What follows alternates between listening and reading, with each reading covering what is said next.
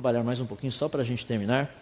Pergunta, uma pergunta difícil da gente responder. Existe vida fora do planeta Terra? Essa é uma pergunta difícil. Por quê? Devido à nossa limitação. Nós vimos ontem que o universo é muito grande. É um absurdo de grande. A quantidade de estrelas que existe nesse universo é um outro absurdo. O que nós temos estudado um pouco e aprendido são coisas relacionadas com a vida aqui na Terra. Mas podem ter outras possibilidades em outros lugares. Então, para nós pensarmos a respeito disso, vamos ver um pouquinho o que os criacionistas têm proposto. Eles dizem o seguinte, que existe vida inteligente no universo além do homem. O criacionista, de uma forma geral, aceita isso. Quem? O Criador. Pelo menos o Criador. Nós sabemos que ele existe, tem vida, assim, uma vida inteligente além do ser humano. Daí a pergunta é, existe a probabilidade de vida biológica ter sido criada em outras partes do universo? A resposta, mais uma vez, é sim, claro.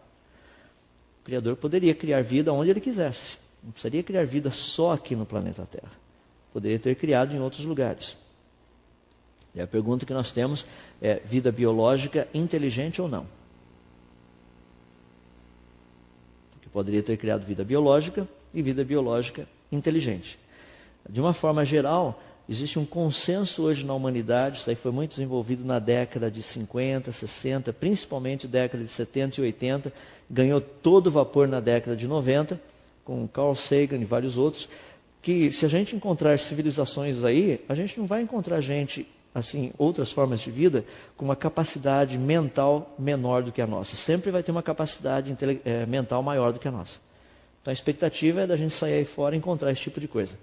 Eu acho muito interessante, inclusive, uma pergunta que foi feita por Carl Sagan antes dele falecer, foi a seguinte, por que esse desejo de encontrar vida fora do planeta Terra? A resposta dele foi curta e direta, mas eu fiquei impressionado. Ele disse o seguinte, para que eles nos ensinem a como viver. 2000 anos atrás a vida já veio, e veio lá de fora. Entrou na nossa história, no tempo e no espaço, para que aprendêssemos a como viver. Tem gente que continua procurando por aí, mas isso é teologia. Vida não está limitada somente ao físico. Então, quando nós olhamos, por exemplo, o nosso sistema, vamos começar fazendo uma pequena pesquisa aqui na nossa vizinhança, para aprendermos um pouquinho a respeito de vida, porque o que nós temos para estudar é aqui, o nosso planeta. Até o presente momento temos feito pesquisas fora do planeta Terra, mas não temos achado nada com respeito à vida. Então aí você tem um pouquinho o planeta Terra, a Lua e os 8 planetas anões que nós temos. Se compararmos o tamanho Terra, Sol, Lua, aí dá para a gente ter uma ideia um pouquinho da geometria, do tamanho de todo esse negócio. O planeta Terra, por exemplo, é um planeta muito interessante. Ele tem algumas características que são fascinantes. Ele tem uma aceleração da gravidade de aproximadamente 9,8 metros por segundo, um diâmetro de quase 13 mil quilômetros, ou seja, relativamente grande. A distância do Sol, quase 150 milhões de quilômetros. Estão vendo aí o volume da Terra, quantos quilômetros cúbicos de água o planeta tem. A inclinação da Terra, seu eixo. A rotação dela, que é de aproximadamente 23 horas, 56 minutos, 4,09 segundos. Ou seja, o tempo que ela demora para dar uma volta em volta dela mesma, o período que ela gasta para dar uma volta em volta do Sol, a sua translação, ou seja, 365 dias, 6 horas, 9 minutos e 10 segundos aproximadamente, é o que nós temos. Ou seja, todo esse negócio o pessoal tem trabalhado, pensado, temos aprendido muito a respeito desse planeta. Por que ele gira a essa velocidade? Por que ele não gira um pouquinho mais devagar? Por que ele não gira um pouquinho mais rápido? Por que a distância do Sol é essa? O que aconteceria se ele estivesse um pouco mais próximo? O que aconteceria se ele estivesse um pouco mais distante? O que aconteceria se ele girasse mais rápido? O que aconteceria se ele girasse um pouquinho mais devagar? O que aconteceria se a inclinação não fosse essa? E assim por diante. A Terra tem um satélite em volta que é a nossa querida Lua. Então vocês estão vendo a nossa Lua. A aceleração da gravidade da Lua é aproximadamente 1,6. Então é um negócio muito legal isso daí. Por quê? O da Terra é 9,8, da Lua 1,6. Da Terra 9,8, da Lua 1,6. Da Terra 9,8. Da Lua 1,6. Mas por que isso? Porque, por olhar o seu peso aqui na Terra, massa vezes aceleração, você sobe ali na balança e fala, que legal, olha só meu peso. Rapaz, a massa, assim, meu peso está lá por volta dos 65. Estou precisando perder peso. Você chegou nos 120, daí que realmente você precisa perder peso. Então, você dá uma olhadinha ali, vamos por 120. Ah, que legal. Vai para a Lua. Porque a aceleração da gravidade é quase 5 vezes menor, então você vai pesar 5 vezes menos. Só que legal. Você chega lá na Lua, você pesa mais ou menos 1/5 de 120 quilos. Quanto daria mais ou menos 1/5 de 120 quilos? O pessoal que é rápido nos cálculos aí? Isso, 24 quilos. Pessoal, que maravilha. De repente você está lá na Lua, 24 quilos. Esse é meu peso, que maravilha. Perdi peso. A massa continua a mesma, tá? Não vai ter mudança de massa. É só uma questão de outros valores que vão alterar ali. Então nós pegamos algumas coisas assim na Lua que são muito interessantes. Por exemplo, a Lua, ela está girando em volta da Terra, tá? E ela gira em volta do seu próprio eixo também. A Lua dá uma volta em volta do seu eixo a cada 27 dias, 7 horas, 42 minutos e 30 segundos aproximadamente. Isso é o tempo que a Lua demora para dar uma volta em volta dela. Quanto tempo a Lua demora para dar uma volta em volta da Terra? 27 dias, 7 horas, 42 minutos e 30 segundos. Por que isso? Muito curioso, é por isso que toda vez que tem lua cheia, você vê a mesma face da Lua. O tempo que ela demorou para dar uma volta inteirinha em volta da Terra foi o tempo que ela demorou para dar uma volta em volta dela. Por isso que lua cheia, você sempre vê o mesmo lado da Lua.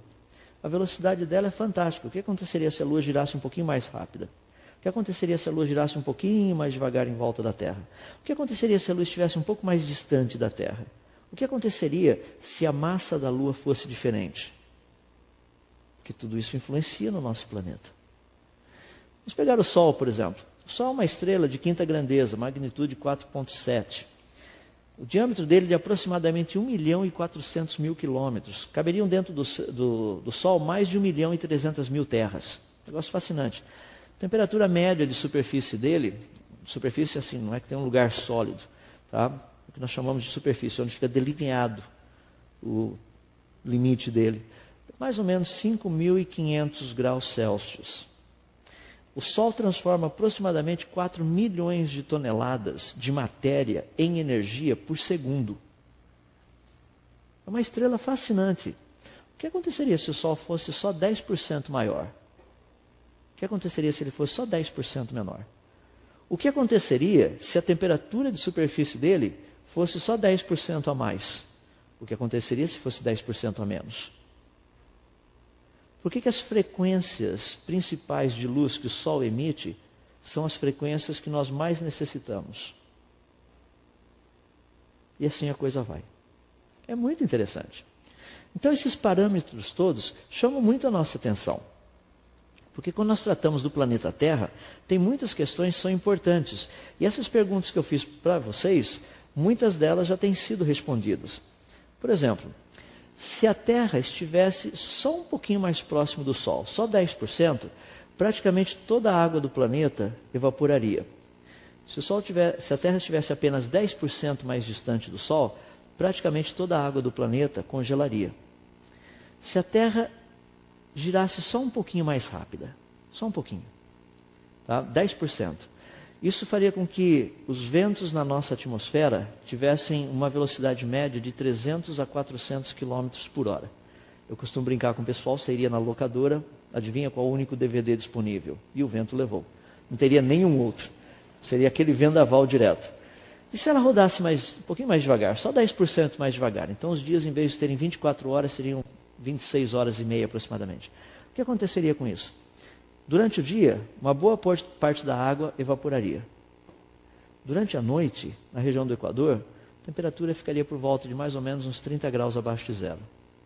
Só 2 horas de diferença, a mais ou a menos. Quando nós pensamos na nossa atmosfera, também tem algo muito interessante. Nossa atmosfera é muito fininha. Quando você olha lá do espaço, nossa, é um negocinho, um filetezinho de fininho. Você olha aqui para cima, nossa, tem poucos quilômetros só literalmente de gases aqui na nossa atmosfera. Se ela fosse um pouquinho mais fina, literalmente, vida no planeta Terra não teria condição de existir. Ou seja, seria mais ou menos como é o planeta Marte. Seria como você subir numa dessas montanhas bem altas que você sente falta de ar o tempo todo. Seria muito rarefeito. E se ela fosse menos densa? Porque ela tem uma densidade correta e tem uma espessura também correta. De vez em quando entram umas pedrinhas lá de cima, tá? Nós chamamos lá fora meteorito, quando elas entram, elas se transformam em meteoros. Esse negócio entra e de vez em quando você vê uma delas pegando fogo por aí. É o que nós chamamos de estrela cadente. São aqueles negócios. Só que a nossa atmosfera tem a densidade certa, a espessura certa, tudo tão direitinho, que essas pedras, quando elas entram, elas são pulverizadas literalmente na nossa atmosfera. Imagina se não fosse assim. Você está andando lá um dia com seu amigo, de repente, assustou, né? Eu sabia disso. O que aconteceu? Lá se foi um meteoro em cima do seu amigo, está pulverizado o seu amigo aqui do lado. Tem uns meteoritos pulverizados aqui na frente, depois os pais ajudem aqui a garotada. Ou seja, não daria tempo nem de você pensar. Não é fascinante que todos esses valores são tão precisos para que vida exista como nós a conhecemos? A pergunta é, será que isso foi planejado ou não? Existem aproximadamente 2 milhões de variáveis perfeitamente balanceados para que vida possa existir aqui no nosso planeta. Não é uma questão assim, simplesmente a vida apareceu, mas se a proporção dos gases que nós temos na atmosfera mudar, vida desaparece. Se a aceleração da gravidade mudar, vida não vai existir. Nossa atmosfera também vai deixar de existir. Um monte de coisa vai acontecer. Se a Terra girar um pouquinho mais rápido, vida desaparece. Se girar um pouquinho mais devagar, vida desaparece. É todo um conjunto de variáveis absurdas para fazer com que vida exista. Parece até um relógio. É uma quantidade de coisinhas lá dentro, todas funcionando certinhos, engrenagens, tudo direitinhos, para fazer com que o mecanismo todo funcione. É interessante porque, nesse sentido, ela se tornou um local ideal para a vida. Vida em todos os sentidos. Nós estudamos, por exemplo, as plantas, a sua grande variedade, todo esse negócio absurdo que a gente encontra por aí. Vida unicelular, nós temos aqui algumas salmonelas passeando por aí. Vida que circula e faz buraco. Vida que vive na água. Vida que voa. E vida com a capacidade de pensar e estudar tudo isso. Fascinante esse planeta. O que falta por aqui, em termos de vida? O que você puder pensar, tem. Vocês já pegaram um besouro, por exemplo? Como é que aquele negócio daquele tamanho voa? Já viu a asinha dele? Que baitazinha fininha daquela, tchê? Pequenininha, aquele negocinho, olha...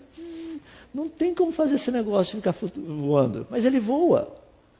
Olha o contato da asa dele com o corpo. Parece brincadeira aquilo. Mas se eu fosse fazer um besouro para voar, ia ter uma parafernália tão grande associada com o sistema de asa que não ia voar. Mas quem fez o besouro entende de sistemas de voo. É um negócio impressionante. Então, nós estudamos tudo isso. Como mencionei, o planeta Terra tem aproximadamente 2 milhões de variáveis perfeitamente balanceadas para que vida exista, pelo menos como nós a conhecemos. A pergunta que tem sido feita, que é muito interessante, seria qual a probabilidade de nós acharmos um outro planeta que tivesse só 10% dessas variáveis. Ao estudarmos os sistemas que nós temos, por exemplo, na Via Láctea, nós temos descoberto que a maior parte das estrelas são sistemas binários, ou seja, uma estrela girando em volta da outra. Sistemas como esse, raramente eles teriam planetas ao seu redor. Lembra aqueles que gostam do Guerra nas Estrelas? Aquele que foi o primeiro antigo, que agora é o número 4. Não sei se você entendeu a bagunça aí, mas aparece o Luke Skywalker bem no finalzinho, ele está lá olhando, e ele vê que tem 2 sóis se pondo. Muito interessante o negócio. É um sistema binário, só que isso aí provavelmente não existe. Pelo menos dentro do que o pessoal tem mais pesquisado, porque o sistema fica caótico, fica meio estranho o negócio. Então, muito interessante. A maior parte dos sistemas que nós temos na nossa galáxia são binários, o que implica que muitas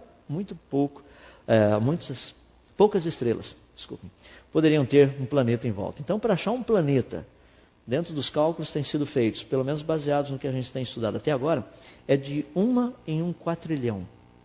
Vocês lembram que há pouco tempo atrás a revista Veja, e saiu também vários artigos por aí, dizendo que encontramos o planeta irmã da Terra. E o pessoal fica assim impressionado com isso. Deixe-me mostrar para vocês o que tem de tão parecido assim, o parentesco. Aqui você tem a Terra, aqui você tem o Sol. Existe uma distância entre a Terra e o Sol. Ok? O Sol tem uma temperatura de superfície. Portanto, esse calorzinho do Sol tem que viajar toda essa distância para chegar até aqui na Terra. Essa distância, ou seja, o calor da temperatura de superfície do Sol, cerca de 5.700 kelvins, e a distância da Terra, faz com que a temperatura produzida na superfície do planeta, decorrente da temperatura do Sol em função da distância, seja de aproximadamente 22 graus Celsius, temperatura média. Tá? Se você somar Polo Norte, Polo Sul, a parte iluminada, tudo mais ou menos 22 graus Celsius. O que eles descobriram é que parece haver um planeta próximo de uma estrela, bem pertinho. O único negócio é que esse planeta, em função da distância e do calor da superfície dessa estrela, que é muito menor do que o calor do nosso Sol, produziria, ou seja, o calor dessa estrela produziria, em função dessa distância, na superfície desse planeta, uma temperatura de mais ou menos 22 graus Celsius também. Isso é tudo que tem de parecido. E as outras, cerca de 1.999.999 outras coisas que o planeta Terra tem. Então, uma coisinha assim o pessoal diz, encontramos o planeta irmã da Terra. Que isso, rapaz, não pode falar isso. Tem muitas outras coisas dentro do contexto. O que seria lá fora? Por exemplo, muitas pessoas chegam para mim e falam assim, tem esse contexto todo aí do homem lá no espaço, é uma coisa muito legal. Eu falo, ixi, é legal mesmo. Já me perguntaram se me convidassem para ir para o espaço, eu falei, se for me trazerem de volta, não tem problema. E se quiserem me deixar lá também, eu já vou estar mais perto de casa. Daí já vou direto de lá também, essa é outra possibilidade. Então a gente está em bons lençóis de qualquer forma. O espaço é um lugar fascinante. Tive a oportunidade, durante os anos que eu morei lá nos Estados Unidos, e mais especificamente durante o tempo que estive lá no laboratório de Oak Ridge, conversar com algumas pessoas que tiveram essa oportunidade de ir até o espaço. E é fascinante. Dá para ficar sentado ouvindo muita coisa por muito tempo. Mas só algumas sugestões são muito legais. Vocês têm acompanhado um pouquinho do que o pessoal está fazendo com a estação espacial. Então, eu tenho algumas imagens, eu só não coloquei dos 2 últimos voos ainda. Mas algumas coisas lá em cima que são muito impressionantes. Primeiro é um treino que a gente precisa. Imagina você pendurado de cabeça para baixo. Você olha para baixo, tem aproximadamente quase 150 quilômetros abaixo de você e a superfície do planeta está lá embaixo. E você não cai. Já pensou que legal? Eu pedi para você sair lá do último andar de um prédio. Fala assim, você poderia sair e ficar ali fora, pendurar de ponta cabeça? Todos os teus sentidos falam, eu vou cair. E você cairia realmente se você estivesse num prédio. Mas lá onde esse pessoal está, a mais de 150 quilômetros de altitude, eles não vão cair. Pode soltar o pessoal. Agora imagina você, a hora que abre a escotilha, você olha e fala, tem certeza? Não, pode ir que não tem problema não. Por quê? A gente trabalha com isso daí, trabalha assim, a física tem trabalhado muito essas questões. Então você vê de vez em quando o pessoal pendurado assim, de ponta cabeça, gente flutuando, e aquela linha azul que vocês estão vendo lá atrás, tá? Aquele negocinho fininho, isso é a nossa atmosfera. Olha o tamanho do planeta, olha o tamanho da nossa atmosfera. Fica mais interessante quando você vê o que está lá embaixo, né? Aí você pendurado literalmente fala, Então todo esse contexto que nós temos feito lá fora, nós assim em termos de seres humanos, a pesquisa fora da Terra, vivendo um pouquinho ali fora, tem nos ensinado a ver que lá fora a coisa é muito séria. Uma das coisas que nós temos aprendido, que é algo muito interessante relacionado com isso, algumas questões. Como que você bebe água na estação espacial? Se eu abrir a garrafinha e virar, a água não cai. Já imaginou? E daí, como é que você bebe água? Pior do que isso, como é que você toma banho? Pior do que isso, é isso que você está pensando também. Como é que isso funciona? Tem todo um negócio meio difícil da gente. Como é que funciona essa dinâmica toda? É um pouquinho diferente do que a gente está habituado aqui. Bem diferente. Tem alguns conceitos que são muito difíceis para nós entendermos. Por exemplo, aqui eu tenho uma garrafa com água. Se eu soltar essa garrafa, o que vai cair? Ou o que vai acontecer? Quase que eu dei a resposta, né? Ia dar a resposta errada. O que vai acontecer se eu soltar a garrafa? Não, a terra vem na direção dela. E ela vai na direção da terra. Porque os dois corpos se atraem. Só que a massa da terra é muito maior do que a massa da garrafa. Então o que a terra vai vir em direção à garrafa é tão pequenininho que eu nem vou conseguir discernir. Mas o que está acontecendo é que os dois estão se atraindo. Um atrai o outro. Quando você pega, por exemplo, o ônibus espacial, que tem uma massa muito grande, você pega a estação espacial, que também tem uma massa muito grande, quando os dois estão se aproximando, um atrai o outro. E você não quer que os dois venham a se chocar. É por isso que demora 15 minutos para você entrar em órbita com o ônibus espacial e 2 dias para daí você acoplar com a estação espacial. Um atrai o outro.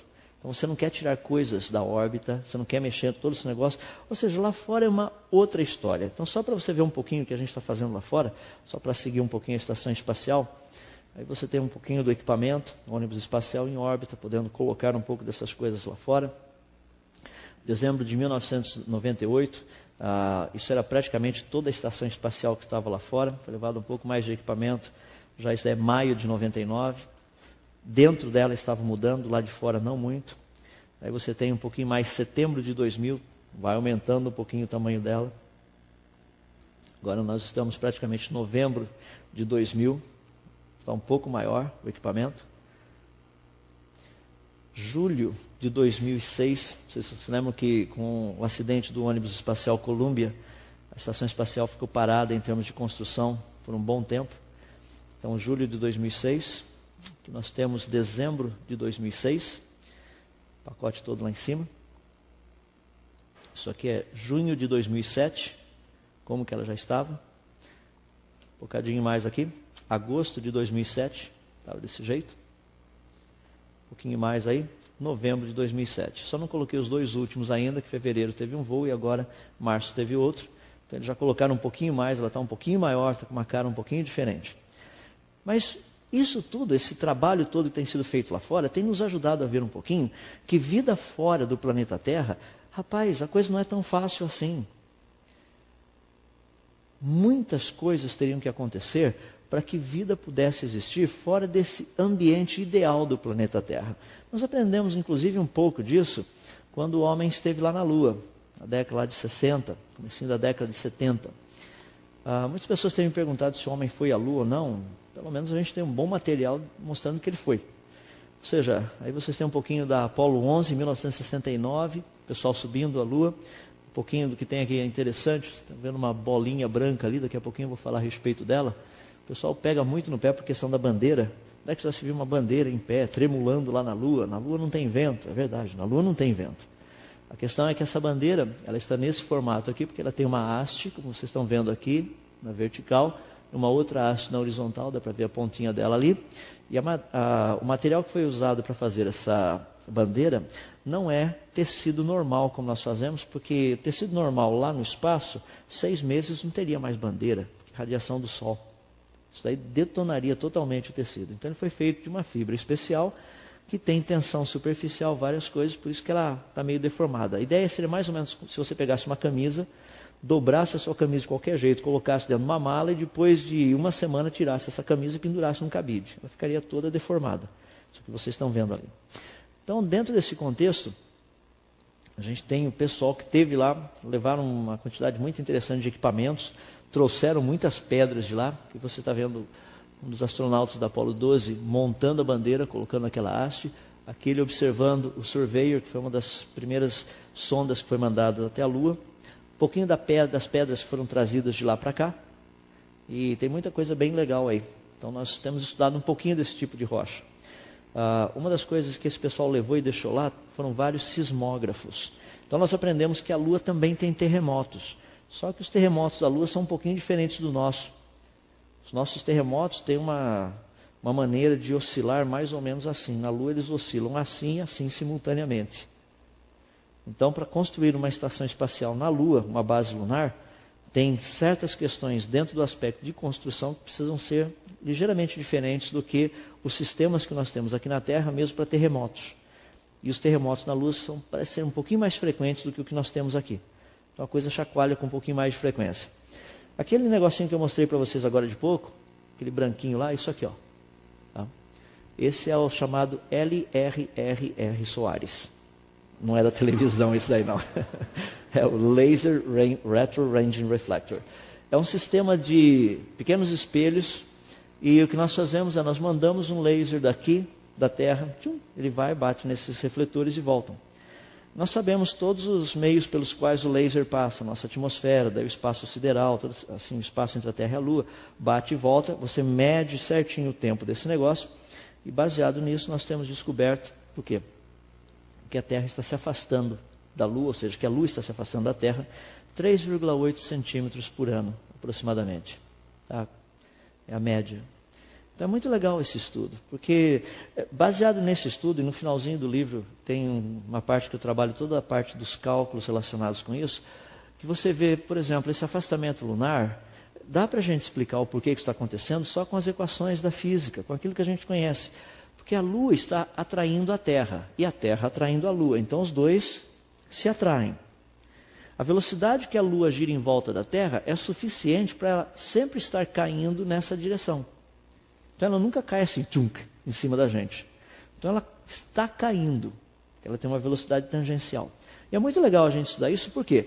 Porque à medida que a Lua e a Terra se atraem, você está vendo a Lua puxando a massa da Terra naquela direção. Só que tem um pouco da massa da Terra que é água. E não é pouco, é muito.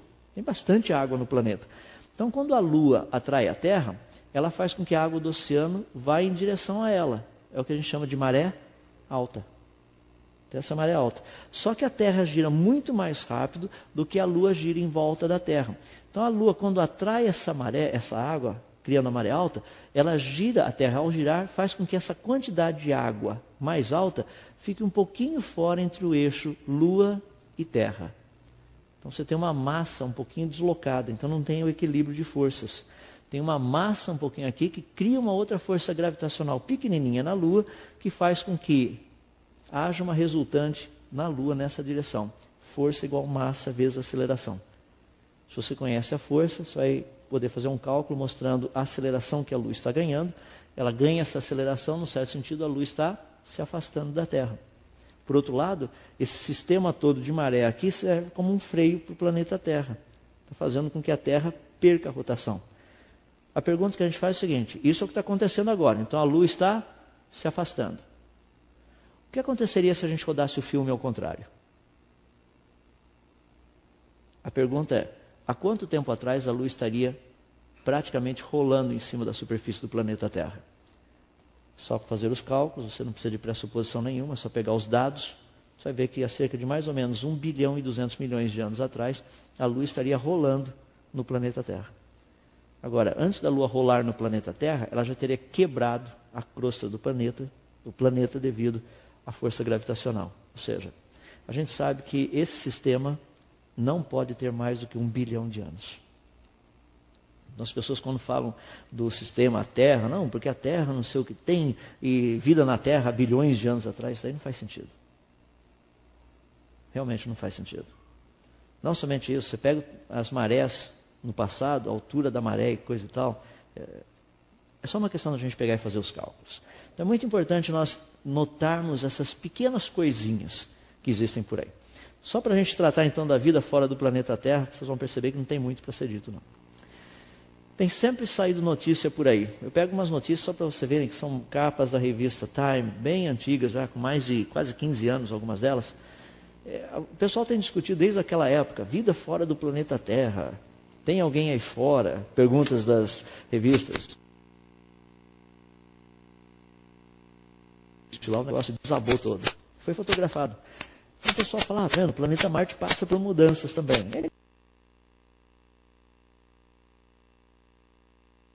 Do que o da Terra.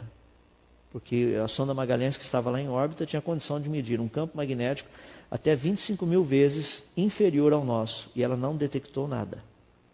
Se você pegar, por exemplo, Marte, o campo magnético de Marte é praticamente 10.000 vezes menor do que o nosso. Ou seja, a radiação do Sol passa direto em cima do planeta. Então, todo esse contexto que nós temos visto, Marte não é um bom candidato para a vida, não. Então, pelo menos nós temos ali os nossos robozinhos, que ainda continuam circulando por lá, quando eu digo os nossos, na parte da ciência e da humanidade, o Spirit e o Opportunity, os dois estão por lá circulando até hoje ainda, fazendo certas medições, coletando informação. Tem um novo, o Fênix, está chegando agora em Marte no dia 25 de maio, se eu não estou enganado, e vai ser uma daquelas propostas muito interessantes de pouso, porque ele vai entrar pela atmosfera de Marte, os paraquedas vão abrir, só que o paraquedas tem que abrir na hora certinha, e esse negócio vai chegar perto da superfície, ele vai soltar o paraquedas, vai cair um pedacinho em queda livre, tem todo um mecanismo para gerenciar um sistema de pequenas turbinas ali assim, para pousar direitinho. O negócio é que demora 10 minutos para a informação sair de lá e chegar até aqui na gente, ondas de rádio. Ou seja, não vai dar para controlar ao vivo o negócio, a gente não sabe o que vai acontecer. Desde a entrada dele na atmosfera até ele pousar, o cálculo é de mais ou menos 7 minutos. Então a última imagem que a gente vai ver dele é a hora que ele estiver chegando, entrando na atmosfera, ele para com as imagens ali, e daí todo mundo vai para a sala de oração pedindo a Deus que abençoe para que o negócio pouse. Senão, tchum. Já perdemos alguns, quando eu digo já perdemos, assim estou me referindo em termos de nós, ciência, humanidade, já perdemos vários deles, porque quando chegou na hora H, o negócio não funcionou. Então é todo um mecanismo muito legal isso daí, para estudar o quê? Estudar um pouquinho mais o planeta Marte. Porque o que nós aprendemos dele até o presente momento, vida não está por ali, e vida não esteve por ali. Então quanto mais a gente estuda, mais nós temos visto que a proposta lá é praticamente zero. Algo que foi muito interessante, não sei quantos de vocês se lembram, lá na década de 1996, descobriram um meteorito lá no Polo Sul e falaram que esse meteorito tinha fósseis macrobianos, esse negócio tinha vindo de Marte. Nossa, foi um zoê a coisa, todo mundo falando a respeito. Daí descobriram que o negócio não era meteorito, o negócio não tinha vindo de Marte, o negócio não era, quer dizer, era meteorito, mas não era fóssil macrobiano e não tinha vindo de Marte. Então é muito interessante. Agora, eu vi uma proposta há pouco tempo atrás, muito legal. A proposta foi a seguinte: se encontrarmos vida em Marte, o que é possível? De onde teria vindo essa vida? Teria evoluído lá em Marte? Ou seja, acharam perfeitamente possível uma rocha de Marte, tivesse dado um impacto lá, por exemplo, uma batida lá, um meteoro, alguma coisa, teria lançado rochas de Marte no espaço, carregando formas de vida que viriam até o planeta Terra, teriam entrado pela nossa atmosfera, teriam batido aqui no chão, e aqui estamos nós observando uma rocha que saiu de Marte, chegou até aqui, e vida de Marte está aqui presente. E o contrário. Se alguma coisa batesse aqui na Terra, e lançasse rochas e tudo mais, levando um pouco de água e vida, tudo junto lá para Marte, e nós encontrássemos um pouco disso lá, seria possível? Claro que sim. Agora, eu fico assim, impressionado porque, se encontrarem vida em Marte, eu garanto para vocês que essa não vai ser uma opção a ser considerada. Eu posso te garantir que chegando lá em Marte, encontrou uma bactéria, encontrou alguma coisa, vida evoluiu em Marte também. Espera aí, se vida foi arrastada daqui para lá? Essa é uma outra possibilidade a ser considerada. Então nós precisamos entender que tem muitas coisas acontecendo, muitos estudos, mas o resultado final, antes da pesquisa começar, já foi determinado.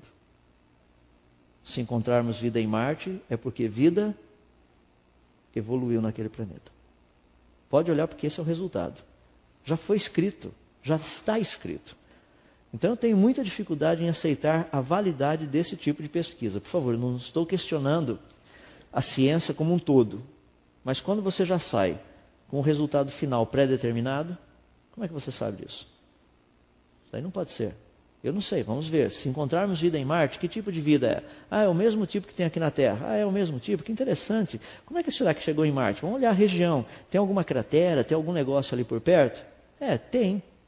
Se tem cratera ali por perto, vamos dar uma pesquisada, vamos mandar uns robôs para lá para pesquisar que tipo de cratera é essa, que tipo de material que está ali por volta da cratera. É interessante, achamos uns fragmentos assim, parece que é de alguma coisa, um meteoro que bateu ali assim. Meteoro, que tipo de meteoro, que tipo de material que é? É parecido com as rochas que a gente tem aqui na Terra? É diferente das rochas que a gente tem aqui na Terra? Esse é o tipo de pesquisa. Vamos trabalhar em cima disso para ver o que é isso, de onde veio isso. Ah, encontrou vida em Marte. Evolução. Não, nós não sabemos disso. Pode ser transporte. Então é muito importante esse tipo de questionamento dentro da área da ciência. Muitas pessoas já por muito tempo pensaram naquela questão da face de Marte. Para aqueles que conhecem um pouquinho, essa é a face. Uma foto que foi tirada literalmente dos espaçonaves que estavam lá em volta de Marte, praticamente foi do Viking, no ano de 1976, ele tirou uma foto mostrando uma formação rochosa que, devido ao posicionamento da luz do Sol e a hora que foi tirado, parecia literalmente um rosto, como se fosse de um soldado, alguma coisa assim. Já ficou conhecido por muitos anos como a face de Marte. Inclusive, livros foram escritos a respeito, principalmente o principal deles, chamado Cidade de Marte, conhecido como Sidônia, onde o pessoal falava a respeito de uma cidade toda construída abaixo do solo, onde tinha um metrô, quadra de tênis, um monte de coisa lá. Acho que os marcianos morreram de dar risada com a gente. Mas, de qualquer forma, essa é a ideia, todo esse negócio lá embaixo. Inclusive, eu tive a oportunidade de ler um livrão mais ou menos de umas 500 páginas, um dos que eu li, tem vários livros escritos. Então, o pessoal trabalha muito essa questão falando, olha, existem evidências na superfície do planeta Marte de que vida inteligente já esteve por lá. Isso aí são interpretações, nós não sabemos. Até o presente momento, pelo que nós estudamos, com os robôs que estão lá, com aquilo que nós temos visto, vida inteligente lá nunca existiu, nem vida existiu por lá. Pelo menos até onde nós chegamos. Vamos ver com essa sonda nova, que está chegando lá agora, a Fênix, chegando dia 25 de março, vai ter uma condição mais específica de fazer estudos voltados para a busca de vida no planeta Marte. Então, quando nós olhamos tudo isso, a pergunta que as pessoas fazem é, mas tem outros planetas que foram descobertos por aí? Tem vários deles. O número já ultrapassa 200.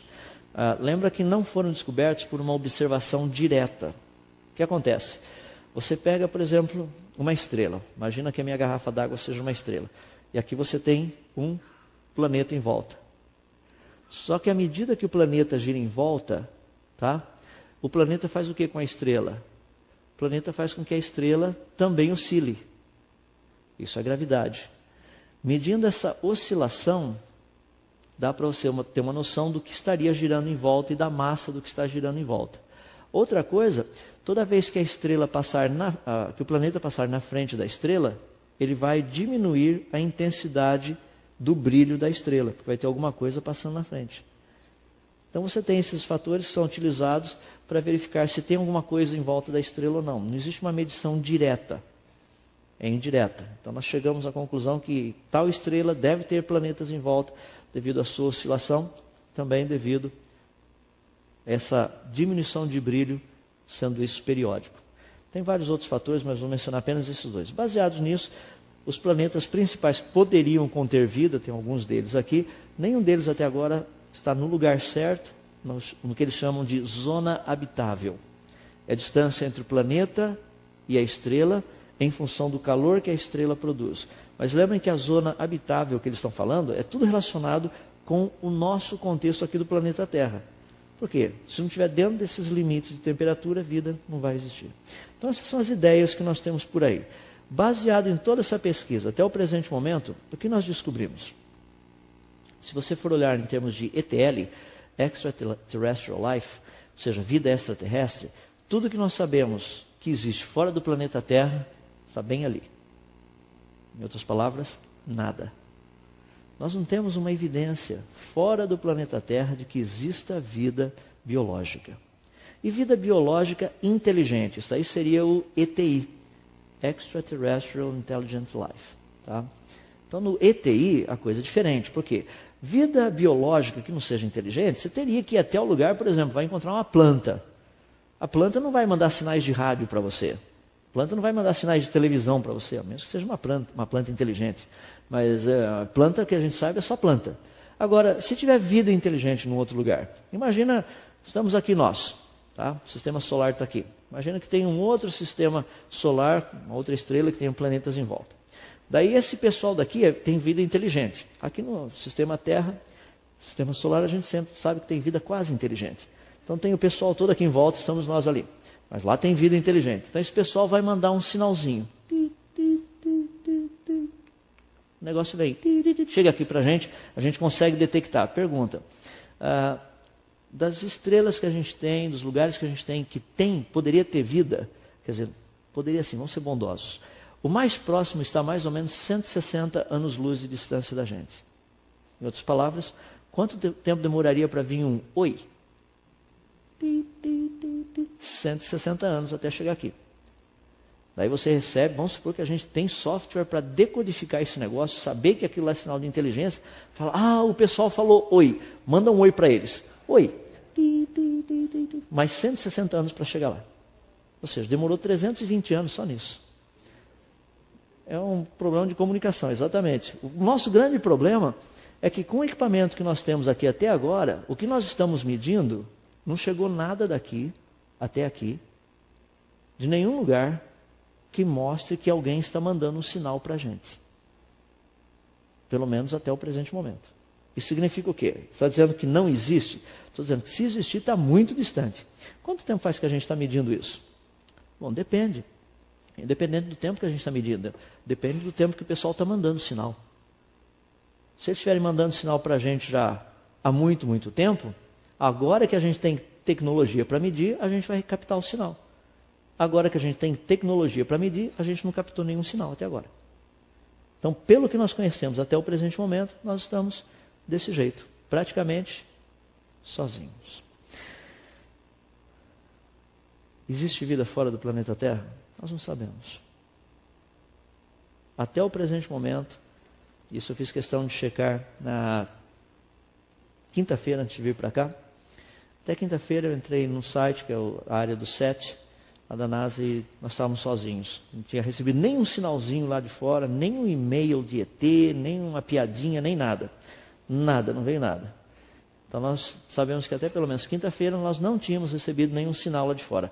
Isso significa que não existe vida fora do planeta Terra? Eu disse que até o presente momento nós temos uma boa tecnologia para receber essa informação.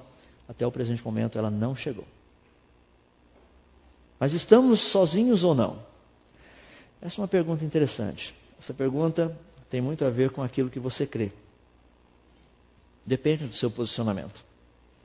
Por exemplo, algumas pessoas, agora eu vou tratar só de uma pinceladinha dentro do aspecto teológico. Uma pessoa chegou outro dia para mim e falou assim, mas olha só, você falou a respeito de um céu desse tamanho, com uma quantidade absurda de estrelas.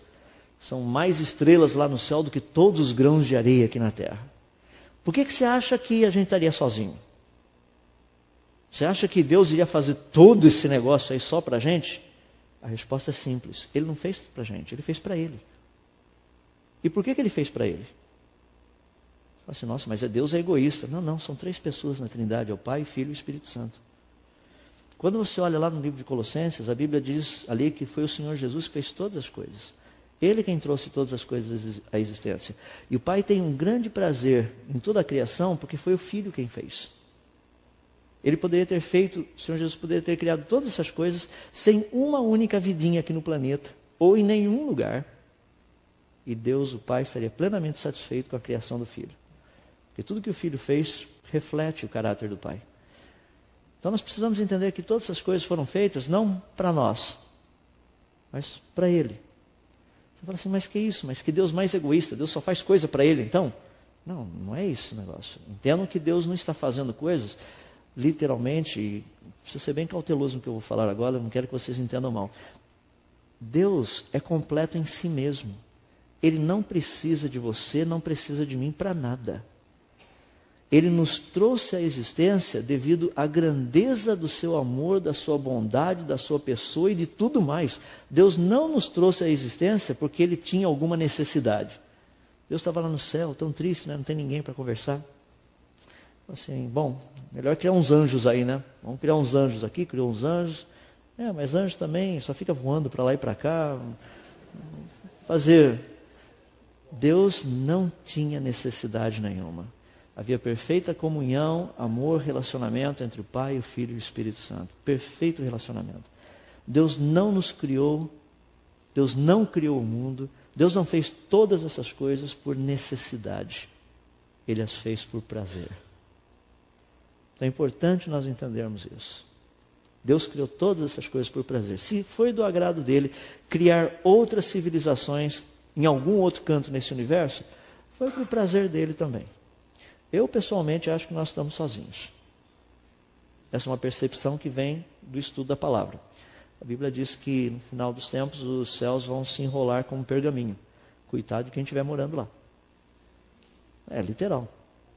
O pessoal vai ser amassado. A Bíblia diz que o pecado afetou toda a criação.